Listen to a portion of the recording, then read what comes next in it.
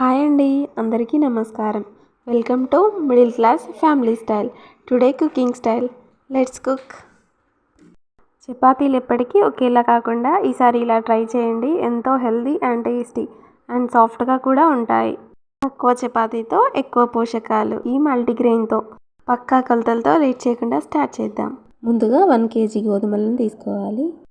మిగిలినవన్నీ 1 కప్ చొప్పున యాడ్ చేయాలి. 1 కప్ జొన్నలు, అలాగే 1 కప్ మొక్కజొన్నలు, 1 కప్ ఓట్స్, అలాగే 1 కప్ శనగలు, 1 కప్ సోయా, అలాగే 1 కప్ రాగులను కూడా కలిపి వీటన్నిటిని ఒకరోజు ఎండలో బాగా ఎండబెట్టి ఆ తర్వాత వీటిని మెత్తగా పిండి పట్టించాలి.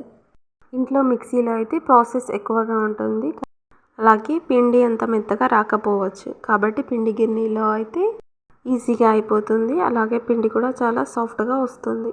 మనకు మార్కెట్లో దొరికే మల్టీగ్రెయిన్ పిండి కన్నా కూడా ఇది చాలా నీట్గా టేస్టీగా ఉంటుంది. ఇప్పుడు పిండి పట్టించాక పిండి ఇలా ఉంటుంది. బరకగా కాకుండా ఇలా సాఫ్ట్గా పట్టియాలి. ఇప్పుడే చపాతీ సాఫ్ట్గా వస్తుంది. ఇంకేంటి, ఇప్పుడు మనం చపాతీ ప్రిపేర్ చేసుకోవడమే. మనకు కావాల్సినంత పిండి తీసుకొని అందులో సాల్ట్ అలాగే ఆయిల్ యాడ్ చేసి ఒకసారి బాగా కలపాలి. ఆ తర్వాత వాటర్ యాడ్ చేసుకుంటూ పిండి మొత్తాన్ని చపాతీ పిండిలా కలపాలి. పిండి మీద ఒక తడి క్లాత్ వేసి 1/2 అవర్ నానబెట్టాలి. తర్వాత చపాతీలా చేసుకోవడమే.